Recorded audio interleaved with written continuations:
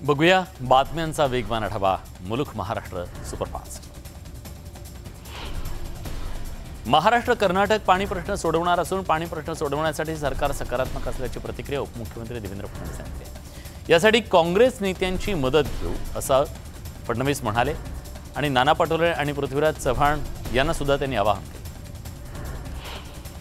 संसद घुसखोरी प्रकरणावरून लोकसभेत गदारोळ पाहिला। लोकसभेतील 14 राज्यसभेतल्या एका खासदारावर निलंबनाची कारवाई करण्यात आली आहे। सुरक्षेतील त्रुटींमुळे कर्मचाऱ्यांचं सुद्धा निलंबन करण्यात आलं। संसदेमध्ये घुसखोरी प्रकरणातील 4 आरोपींना दिल्लीतल्या पटियाला कोर्टात हजर करण्यात आलं। दिल्ली पोलिसांची स्पेशल सेल या 4 आरोपींना न्यायालयात हजर करणार असून पोलीस कोठडी मागण्यात येणार असल्याचं सूत्रांकडून कळलं। संसद भवन घुसखोरी प्रकरणात लातूर कनेक्शन समोर आलं। लातूरच्या अमोल शिंदे यानं संसद भवन परिसरामध्ये स्मोक कॅन्डलचा वापर केला। दरम्यान अमोल शिंदेला कायदेशीर मदत करण्यासाठी ॲडव्होकेट असीम सरोदे पुढे आले। संसदेत असा प्रकार करणं चूकच आहे, मात्र UAPA कायदा लावणं हा अतिरेक असल्याची प्रतिक्रिया असीम सरोदेने दिली। अजित पवारांनी PhD बाबत वक्तव्य केल्यानंतर विरोधक चांगलेच आक्रमक झाले होते। यानंतर आरोप प्रत्यारोपांच्या फैरी सुद्धा सत्ताधारी विरोधकांमध्ये पाहायला मिळाल्या। मात्र वक्तव्याच्या संदर्भात मी दिलगिरी व्यक्त केली असून वक्तव्याचा विपर्यास केला गेल्याची प्रतिक्रिया अजित पवारांनी दिली। खासदार सुप्रिया सुळे यांच्या पाठपुराव्याला यश आले। हडपसरीत दिवे घाट रस्ता चौपदरी होणार असून त्यासाठी केंद्राकडून 792.39 कोटींचा निधी मंजूर करण्यात आला। सुप्रिया सुळे यांनी केंद्रीय मंत्री नितीन गडकरींचे त्याबद्दल आभार मानले। निकषात बसत असतानाही जळगावमधल्या तब्बल 10,000पेक्षा जास्त शेतकरी केळी पीक विम्याच्या लाभापासून वंचित राहिले। जिल्ह्यात 3 मंत्री 15 आमदार 2 खासदार असताना सुद्धा शेतकऱ्यांवर ही वेळ आल्याचं सांगत शेतकऱ्यांनी आंदोलनाचा इशारा दिला।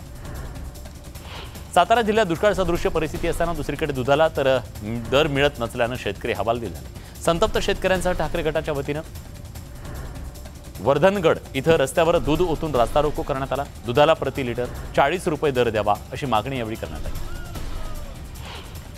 अकोल्यातील जिल्हाधिकारी कार्यालयावर धनगर समाजाच्या वतीनं आरक्षणाच्या मागणीसाठी एल्गार मोर्चा काढण्यात आला। या मोर्चात हजारो धनगर बांधव सहभागी झाले। राज्यभरातून आरोग्य कंत्राटी कर्मचारी नागपूरच्या विधानभवनावर मोर्चा घेऊन धडकले। कोरोनातल्या कठीण काळात अतिशय अल्प वेतन सेवा देणाऱ्या कर्मचाऱ्यांना सेवेत कायमस्वरूपी समाविष्ट करावा या मागणीसाठी मोर्चा काढण्यात आला। कात्रज कोंढवा भागातल्या प्रलंबित मागण्यांसाठी कात्रज विकास आघाडीच्या नरेश बाबर यांनी आमरण उपोषण सुरू केलं। 3 दिवस झाले तरी प्रशासनानं दखल न घेतल्यानं अखेर गांधीगिरी आंदोलन करण्यात आलं। कात्रज चौकात येणाऱ्या नागरिकांना गुलाबाचं फूल आणि धन्यवाद देण्यात आले। जुन्या पेन्शनच्या मागणीसाठी पुकारण्यात आलेला संप मागे घेण्यात आला। मुख्यमंत्र्यांसोबत झालेल्या बैठकीनंतर कर्मचाऱ्यांनी संप मागे घेतला असून पेन्शनचा मुद्दा सोडवण्याचे लिखित आदेश मुख्यमंत्र्यांनी दिले। त्यानंतर उद्यापासून पुढील अधिवेशनापर्यंत संप मागे घेण्यात आला।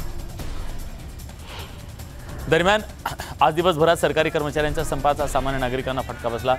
शासकीय कामानिमित्त कार्यालयात जाणाऱ्या नागरिकांना मनस्ताप सहन करावा लागला, तर संपामुळे गोंदियातील सर्व कार्यालयांमध्ये शुकशुकाट पाहायला मिळाला। जुनी पेन्शन योजना लागू करावी या मागणीसाठी सातारा जिल्हा परिषदेतले सरकारी कर्मचारी संपावर गेले, त्यामुळे जिल्हा परिषदेत शुकशुकाट पाहायला मिळाला। मात्र आता मुख्यमंत्र्यांनी दिलेल्या लेखी आश्वासनानंतर संप मागे घेण्यात आला। वाशिममधील सुमारे 7,500 राज्य कर्मचाऱ्यांनी जुन्या पेन्शनसह इतर 16 मागण्यांसाठी कामबंद आंदोलन केलं। आंदोलक कर्मचाऱ्यांनी जिल्हाधिकारी कार्यालयावर मोर्चा काढत निदर्शनं केली। संप मागे घेण्यात आल्यानं कर्मचारी पुन्हा एकदा कामावर परतले। राज्य कर्मचारी संघटनांनी जुन्या पेन्शनच्या मागणीसाठी राज्यभरात कामबंद आंदोलन केलं। हिंगोलीच्या जिल्हाधिकारी कार्यालयासमोर राज्य कर्मचारी संघटनेच्या वतीनं निदर्शनं करण्यात आली। मागणी मान्य झाल्याशिवाय आंदोलन मागे घेणार नसल्याचा इशारा देण्यात आला होता।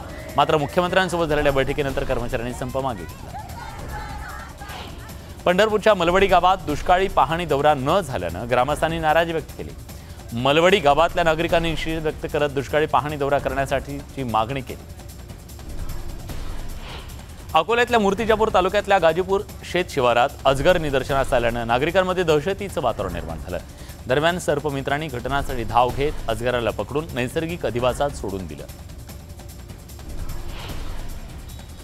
नंदुरबार जिल्ह्यातून जाणाऱ्या राष्ट्रीय महामार्ग क्रमांक 6 वरची वाहतूक 20 तारखेपर्यंत बंद करून इतर मार्गाने वळवण्यात आली आहे। या मार्गावरच्या कोठडा ते कोळदा दरम्यान असलेल्या रेल्वे क्रॉसिंग जवळ रूळ दुरुस्तीचं काम हाती घेण्यात आल्यानं रेल्वे क्रॉसिंग बंद करण्यात आली। माडा कर्मचाऱ्यांसाठी आरोग्य शिबिराचं आयोजन करण्यात आलं। कर्मचाऱ्यांवरच्या वाढत चाललेला ताण आणि त्यामुळे होणारे आजार याबद्दल जनजागृतीसाठी माडातल्या कर्मचाऱ्यांसाठी माडा भवनात आरोग्य शिबिर घेण्यात आलं। किंग खान शाहरुखनं शिर्डीत जाऊन साई समाधीचं दर्शन घेतलं। लवकरच त्यांचा डंकी सिनेमा प्रेक्षकांच्या भेटीला येतोय। या चित्रपटाच्या यशासाठी त्यानं साईबाबांना साकडं घातलं।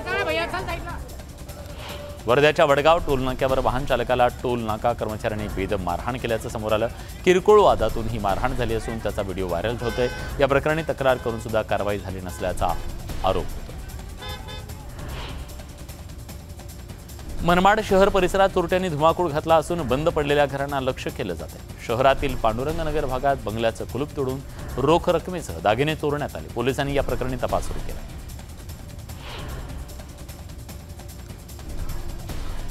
वाई तालुक्यातल्या सोनगीरवाडी इथं आंबेडकर नगर हद्दीत एका माल वाहतूक करणाऱ्या ट्रकला भीषण आग लागली। वाई नगरपालिकेच्या अग्निशमन दलानं ही आग आटोक्यात आणली, मात्र आगीत जळून मोठं नुकसान झालं। आमदार अपात्रता प्रकरणी 2 लाख पानांची कागदपत्र तयार असून 34 याचिकांचं 6 गटात वर्गीकरण केल्यानं विविध 6 निकाल लागणार असल्याची माहिती मिळते। विधिमंडळ सचिवालयाकडून सुनावणी कार्यवाही 20 डिसेंबरपर्यंत पूर्ण होण्याची शक्यता असून या संदर्भात सर्वोच्च न्यायालयात 3 आठवड्यांचा कालावधी मागितला जाणार आहे। तशी याचिका विधिमंडळाकडून दाखल केली जाण्याची शक्यता वर्तवली जाते। काही दिवसांपूर्वी झालेल्या जालना जिल्हा मध्यवर्ती बँकेच्या निवडणुकीवरून माजी मंत्री बबनराव लोणीकर आणि माजी मंत्री राजेश टोपे यांच्यात वाद झाल्याचं पाहायला मिळालं। त्यातून टोपे यांची गाडीची तोडफोड करण्यात आली। आता दोन्ही आमदारांची एक कथित ऑडिओ क्लिप व्हायरल होतीये। त्यात एक आमदार शिबिगाळ करताना ऐकायला मिळत आहे।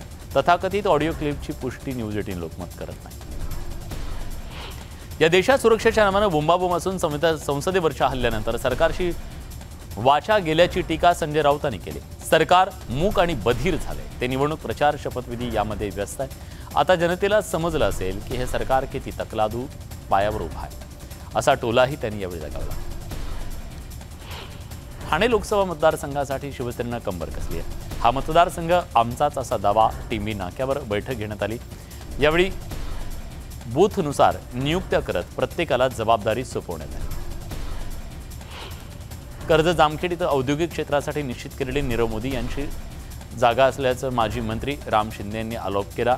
हा आरोप खोडून काढत हिंमत असल्यास संबंधित जमिनीशी संबंधित सर्व कागदपत्र घेऊन समोरासमोर चर्चा करा, असं आवाहन रोहित पवारांनी दिलं। छगन भुजबळांच्या नाशिकमधल्या निवासस्थानाच्या बाहेर बंदोबस्त नसल्याची धक्कादायक बाब न्यूज 18 लोकमतनं समोर आणली।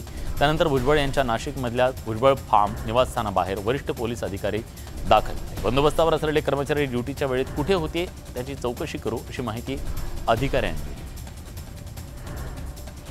छगन भुजबळ स्वतःचं महत्त्व वाढवण्यासाठी आरोप करत असल्याची टीका अंबादास दानवेंनी केली। मराठा समाजानं 58 मोर्चे काढले, एकाही मोर्चात कुठलाही अनुचित प्रकार कधी घडला नाही, असंही ते म्हणाले। कोल्हापुरात अजित पवार गटात फूट पडण्याची शक्यता निर्माण झाली आहे। जिल्हाध्यक्ष EY पाटील भाजपच्या वाटेवर असल्याची चर्चा आहे। बिद्री कारखाना निवडणुकीमध्ये हसन मुश्रीफ यांच्या विरोधात पाटील यांनी पॅनल उभं केलं होतं। पाटील यांनी चंद्रकांत पाटील आणि देवेंद्र फडणवीसांची नागपुरात भेट घेतल्याचं कळतं। अधिवेशनानंतर पुढील आठवड्यात 19 डिसेंबरला राष्ट्रीय स्वयंसेवक संघाच्या रेशीमबागेत भाजप आमदाराचं बौद्धिक शिबिर होणार आहे। या निमित्तानं भाजपनं सर्व आमदार आणि मंत्री रेशीमबाग स्मृती भवनमध्ये उपस्थित राहणार आहेत। यावेळी संघाचे नेते आमदार आणि मंत्र्यांना मार्गदर्शन करणार। दुष्काळ पाहणीसाठी केंद्रीय पथक बीड जिल्हा दौऱ्यावर आहे। यावेळी शेतकऱ्यांनी समस्यांचा पाढावाचा जिल्हा प्रशासनाला धारेवर धरत त्यांना उघडं पाडलं। पिण्यासाठी पाणी नाही, हातचं पीक गेलं, रेशन वेळेवर मिळत नाही, रोजगार हमीचं काम नाही, अशा सगळ्या समस्या मांडल्या। दुसरीकडे पाहणी फक्त महामार्गावर केली जात असून खरी वस्तुस्थिती पाहिली जात नसल्याचा सवाल उपस्थित केला। राधानगरी तालुक्यातल्या सोन्याशी शिरोली इथं भारत सरकारच्या विविध योजनांची माहिती देण्यासाठी आलेल्या चित्ररथाला ग्रामस्थांनी कडाडून विरोध केला। प्रचंड वादावादी आणि ग्रामस्थांनी उपस्थित केलेल्या प्रश्नांची समाधानकारक उत्तरं न देता आल्यानं अखेर संयोजकांनी रथ परत घेण्याचा निर्णय घेतला।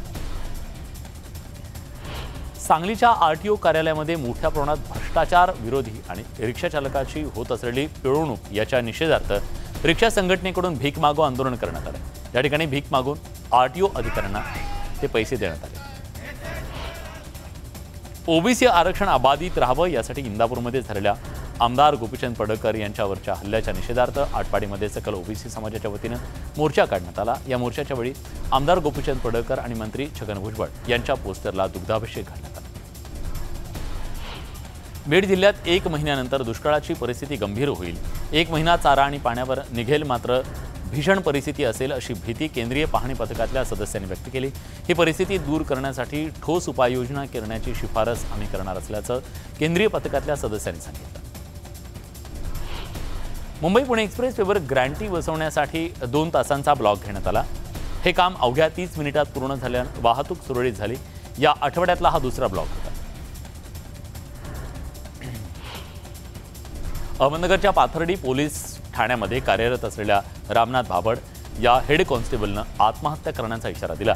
2 दिवसात प्रमोशन न मिळाल्यास आत्महत्या करणार असल्याचं पत्र त्यांनी दिल्याचं एकच खळबळ उडाली। मालेगावचे महापालिका आयुक्त भालचंद्र गोसावी यांची तडकाफडकी बदली करण्यात आली आहे। माजी आमदारासह इतर राजकीय पक्षातर्फे गोसावी यांच्या विरोधात अनेक आरोप करण्यात आले। गोसावी यांच्या जागी रवींद्र जाधव यांची नियुक्ती करण्यात आली। दूध उत्पादक शेतकऱ्यांच्या विविध मागण्यांसाठी पंढरपूर कुर्डवाडी महामार्गावर ठाकरे पक्षाच्या युवा सेनेच्या वतीनं रास्ता रोको आंदोलन करण्यात आलं। सरकार दूध उत्पादक शेतकऱ्यांसोबत दुजाभाव करत असल्याचा आरोप शेतकऱ्यांनी केला। सांगली जिल्ह्यात 15 दिवसापूर्वीपर्यंत झालेल्या अवकाळी पावसानं जिल्ह्यातील 32,782 शेतकऱ्यांच्या 16,559 हेक्टर क्षेत्रातले द्राक्ष, डाळिंब, आंबा, केळी, फळपिकांसह रब्बी पिकांचं नुकसान झालं। या नुकसानीचा प्राथमिक अंदाजाचा अहवाल प्रशासनानं राज्य सरकारकडे सादर केला। या नुकसानीमध्ये सर्वाधिक फटका फळपिकांना बसला। जळगावच्या चाळीसगाव तालुका हा दुष्काळग्रस्त म्हणून जाहीर करण्यात आला। त्याच्या पाहणीसाठी केंद्रीय पथक दाखल झालं। दुष्काळामुळे झालेल्या नुकसानीची पाहणी करण्यात आली। छत्रपती संभाजीनगर शहरातील MGM विद्यापीठात प्रसिद्ध शेफ विष्णू मनोहर यांनी 6,500 किलो इतक्या खिचडी बनवून एशिया बुक ऑफ रेकॉर्डमध्ये त्याची नोंद केली। विष्णू मनोहर हे राम मंदिराच्या उद्घाटनाच्या दिवशी सुद्धा अयोध्येमध्ये 500 टन शिरा बनवून वर्ल्ड रेकॉर्ड करणार असल्याचं कळतंय। नाशिक जिल्ह्यातल्या बाजार समित्यांमध्ये कांद्याच्या दरामध्ये घसरण सुरूच असल्याचं दिसून येतंय। नांदगाव बाजार समितीमध्ये कांद्याच्या भावात मोठी घसरण झाल्यानं शेतकरी संतप्त झाले। त्यांनी लिलाव बंद पाडला। बाजार समितीसमोर रास्ता रोको केला। परभणीच्या किन्होळा गावात डेंग्यूची साथ पसरली आहे। डेंग्यूमुळे एका 8 वर्षीय मुलाचा मृत्यू झाल्याचं समोर आलंय। डेंग्यूची साथ वाढत असताना प्रशासन मात्र दुर्लक्ष करत असल्याचा आरोप ग्रामस्थांकडून करण्यात येतो। धुळ्याच्या शिरपूर तालुक्यात गेल्या आठवड्यात झालेल्या अवकाळी पावसानं शेतकऱ्यांना हरभरा पिकाची दुबार पेरणी करण्याची वेळ आली। अवकाळी पावसामुळे रब्बी हंगामातील पेरणी केलेलं पीक वाया गेलं। त्यामुळे तब्बल 2 एकर क्षेत्रावर पेरलेल्या हरभरा पिकावर वखरणी करण्याची वेळ शेतकऱ्यांवर आली। विविध प्रलंबित मागण्यांकडे सरकारचं लक्ष वेधण्यासाठी सत्यशोधक शेतकरी कष्टकरी सभेतर्फे नंदुरबार ते मुंबईपर्यंत पायी मोर्चा काढण्यात आला। हा बिराड महामोर्चा मालेगावात दाखल झाला। मोर्चेकऱ्यांतर्फे एक शिष्टमंडळ नागपूरला राज्य सरकारसोबत चर्चेसाठी गेलं। दुष्काळग्रस्त बीड जिल्ह्यात केंद्रीय पथक पाहणीसाठी दाखल झालं। बीडच्या घोडका राजुरी गावात पथकानं पाझर तलावाची पाहणी केली। तसंच बांधावर जाऊन शेतकऱ्यांशी संवाद साधत चारा टंचाई, पाणी टंचाईचा आढावा घेतला। धनगर समाजाला सुद्धा एसटी प्रवर्गातून आरक्षण लागू करावं यासाठी चाळीसगाव तहसीलदार यांना धनगर समाज बांधवांनी निवेदन दिलं। तर सरकारनं एसटी प्रवर्गात धनगड शब्दात गोंधळ निर्माण केल्याचा आरोप धनगर समाजाच्या वतीनं निवेदनाच्या माध्यमातून करण्यात आला। शिर्डीतल्या साई मंदिर परिसरामध्ये प्रशासकीय कामासाठी जाताना ग्रामस्थांनी भाविकांना ओळखपत्र दाखवून प्रवेश दिला जाणार आहे। तसंच गेटवर ग्रामस्थांची तपासणी देखील केली जाणार आहे। हायकोर्टानं सुरक्षेबाबत दिलेल्या आदेशानंतर ही खबरदारी घेण्यात येते। पुण्यातल्या मुळशीतल्या एका शेतकऱ्यानं थायलंड, मलेशियाप्रमाणे निळ्या तांदळाचं पीक घ्यायचा प्रयोग यशस्वी केला। अगदी कमी कालावधीमध्ये हा तांदूळ तयार होतो। पुणेकरांकडून त्याला आता चांगला प्रतिसाद मिळतो। गडचिरोलीच्या भामरागड तालुक्यातल्या अतिदुर्गम गुंडापुरी गावात 2 मुलं आणि 5 नातेवाईकांनी वृद्ध आईवडिलांची हत्या केल्याचा धक्कादायक प्रकार घडलाय। जादू टोण्याच्या संशयातून हत्या केल्याचं उघडकीस आलं। पोलिसांनी या आरोपींना मोठ्या शिताफीनं जेरबंद केलं। पेणच्या रावे गावात सहलीसाठी गेलेल्या एसटी बसचा अपघात झाला। अंधारात चालकाचं नियंत्रण सुटलं आणि त्यामुळे बस थेट बांधावर जाऊन शेतात धडकली। बसमधील 40 शाळकरी मुलांपैकी काही जण जखमी झाल्याचं कळतंय।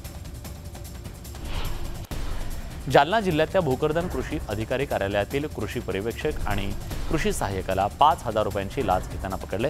कृषी पर्यवेक्षक उद्धव लक्ष्मण वाघ आणि कृषी सहाय्यक विष्णू भीमराव भपळे अशी लाच घेणाऱ्यांची नावं आहेत। शेततळ्याचे 75,000 रुपयांचं बिल काढून देण्यासाठी लाच मागितली।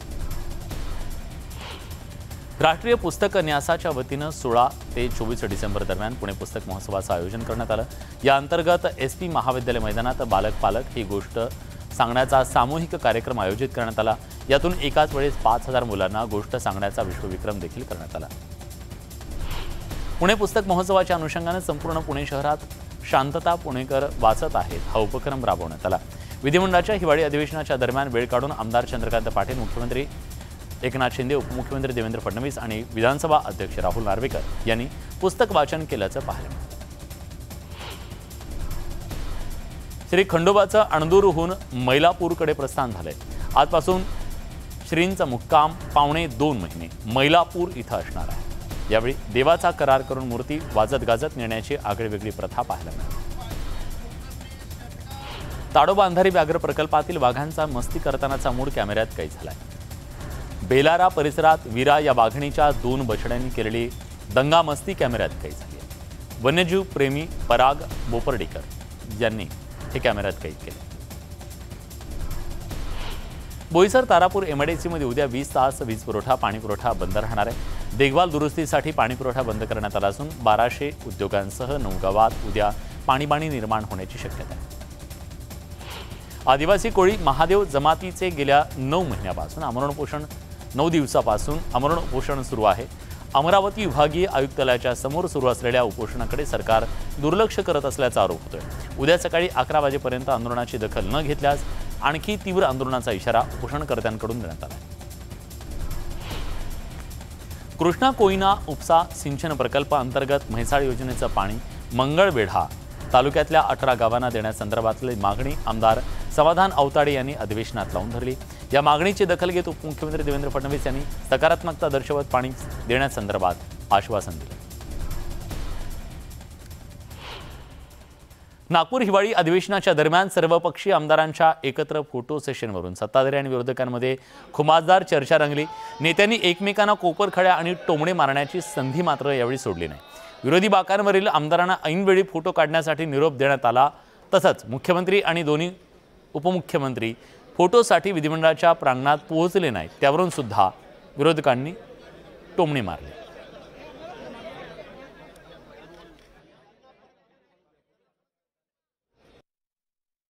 तुमचे मधले व्यक्ती आले तर आम्हाला शेवटच्या क्षणात जेव्हा बेल वाजली त्यावेळेस हे आले आणि त्यावेळेस त्यांनी सांगितलं की मुख्यमंत्री महोदय आले नाहीत म्हणून, पण हे दोन्ही उपमुख्यमंत्री आले नाहीत अध्यक्ष महाराज तिथं।